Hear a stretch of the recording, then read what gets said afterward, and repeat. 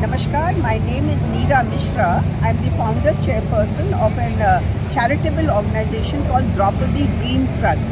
The trust focuses on two verticals.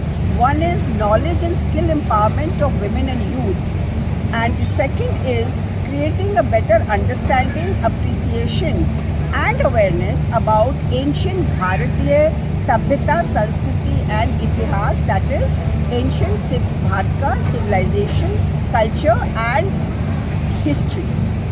And I started my career as a SIDBI chosen entrepreneur, but due to certain circumstances and accident, I was grounded.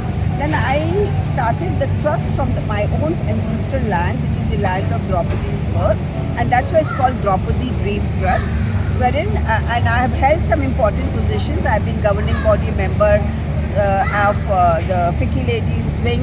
I have been consultant with the Ministry of Women and Child Development.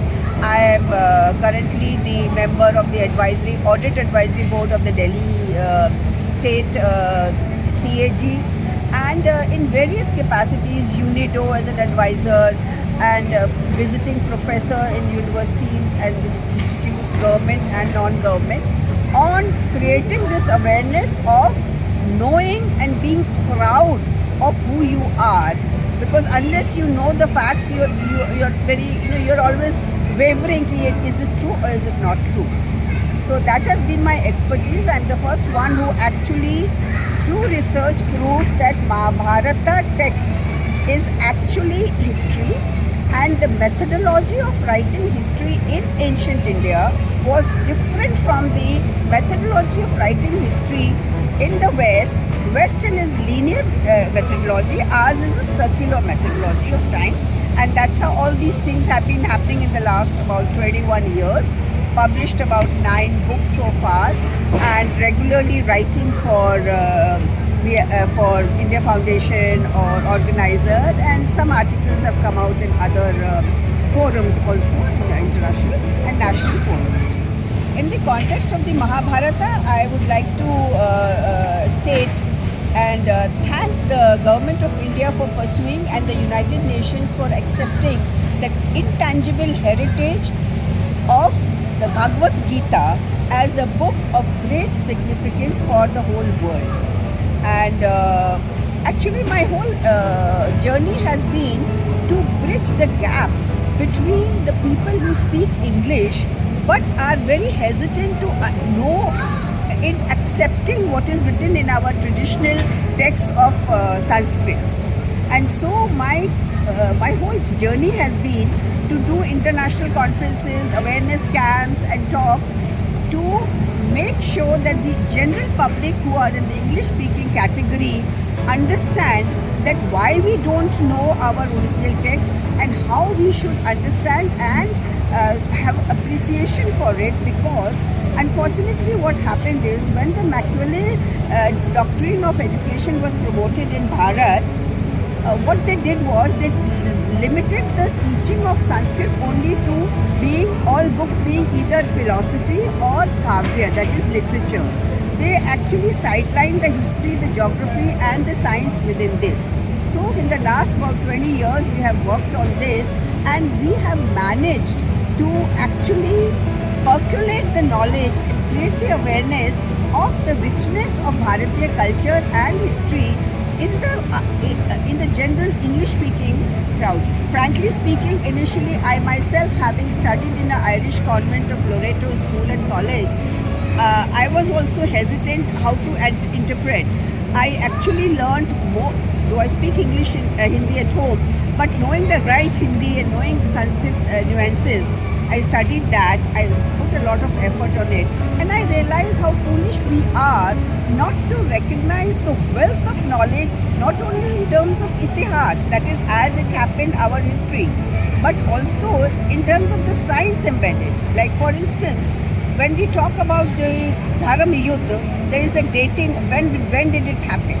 So we worked on multidisciplinary aspects like archaeology, astronomy, textual, epigraphy, etc. to come to the correct date. So unless we are able to appreciate, and the English speaking crowd unless they are able to appreciate that the wealth of knowledge within our text is so rich that we can any day beat the latest sciences also in the world, and not only sciences, value systems, philosophical, logic, everything is there. So my whole effort has been to unite the English speaking people through the knowledge of history and culture of Bharatiya Itihas that is embedded in our books like Mahabharata, Ramayana and the Vedas. Because I don't know how many people actually know that the Gadi Shukta of the Rig Ved actually tells us the sacred geography of Bharat. And when we did the analysis, my last book that was released by Mohan Bhagwat ji, Connecting with the Mahabharat, I analyzed the name Mahabharat. Not only that, we went into telling about the geographical landmarks that are mentioned there. We went and talked about the astronomical data given there, which helps us to deduce our historical chronology also. So I think whatever little effort I have been able to do in the last 21 years, the trust has celebrated, and it's a very happy opportunity. On the 20th year program, Manya Speaker of the Lok Sabha, I approached him and I told him that we need your blessings, because Draupadi at one time was wrongly treated in a Sabha, but today the Sabha needs to reinstate her, and he came verily with a lot of ambassadors were there. And so I think now the colleges in Delhi and across India, English speaking people, they first of all appreciate what is in our vernacular texts. Number two, the people who are not familiar with English don't feel, intimidated by people who speak English. They are feeling proud of the fact that yes, this knowledge has come out.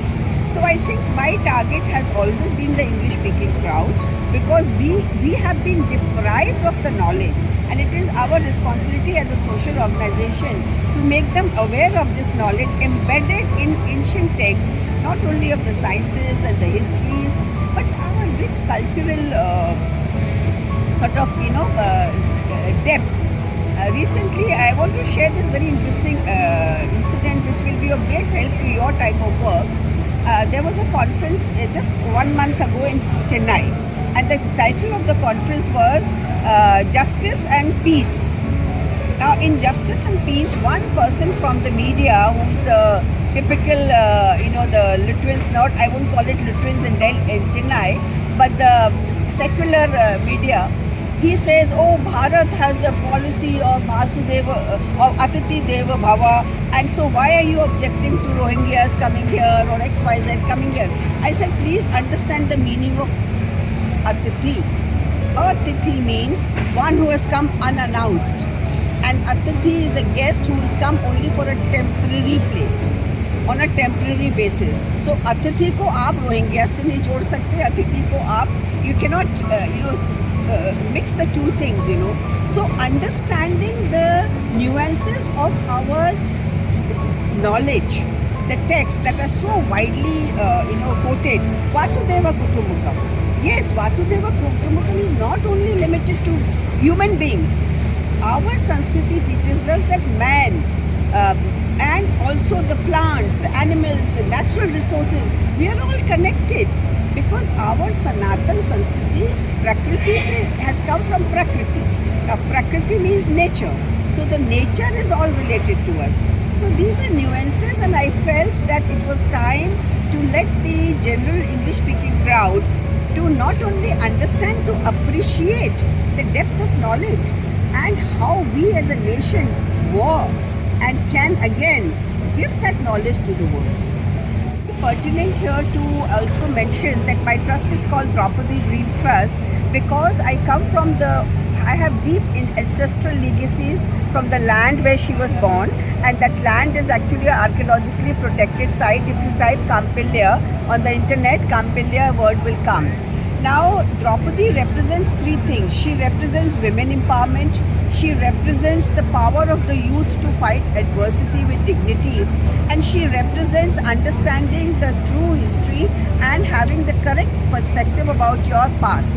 Because unless you know how women stood up in our past, And we are very happy that the word Draupadi, which was at one time not so well known to people or known in a very negative sense, derogatory sense, now with the even the this our connection with writing to the Prime Minister, interacting with him through communications.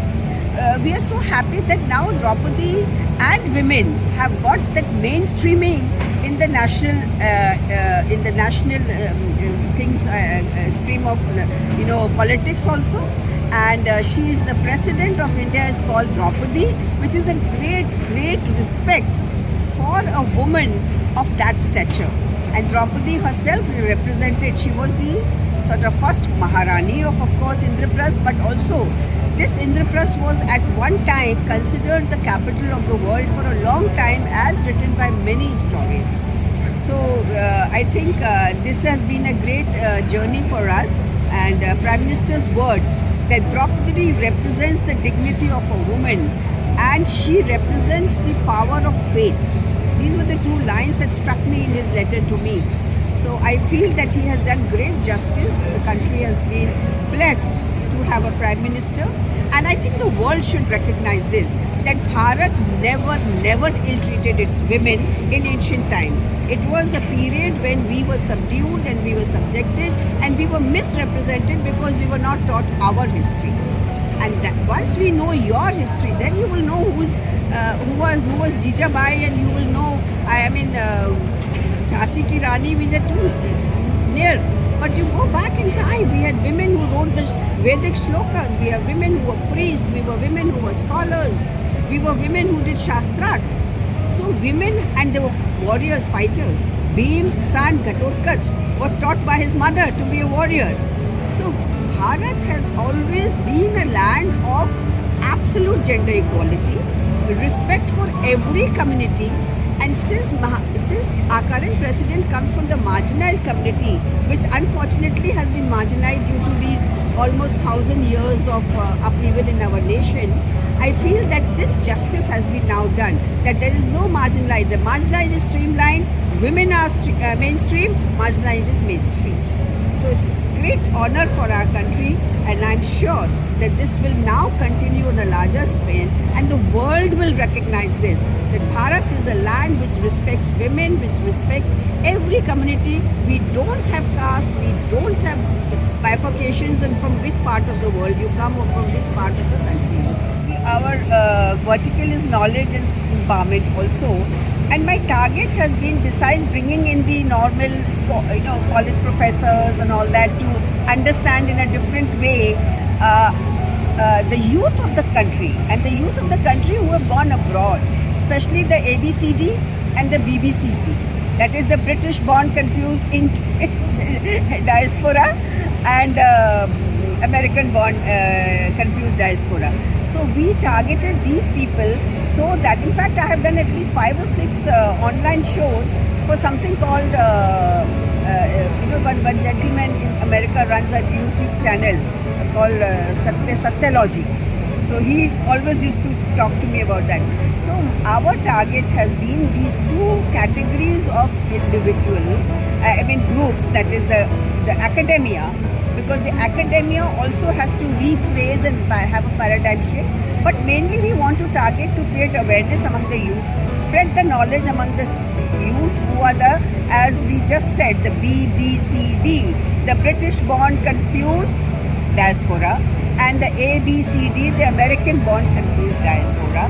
And I would like to acknowledge here also that the work that I am doing is so similar to the work that Snehal Dhal is doing, also in a different way, but his target is also the same. So in synergy with him, we are very sure that very soon these two marginalized ABCD and BBCD will also, the most marginalized, will become mainstream and understand and propagate what their real identity is and strength is, no matter which part of the world you are. To be a Sanatan, you don't need anything except pride in your being a Sanatan, that is, person with eternal knowledge.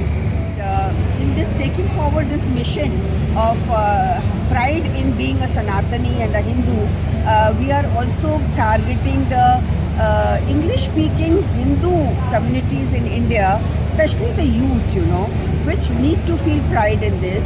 And we are doing this with Snehal, and Snehal is doing a wonderful work. And we are taking this forward for this category of people so that they gradually come in tune with what they are, who they are, and feel pride in what their real identity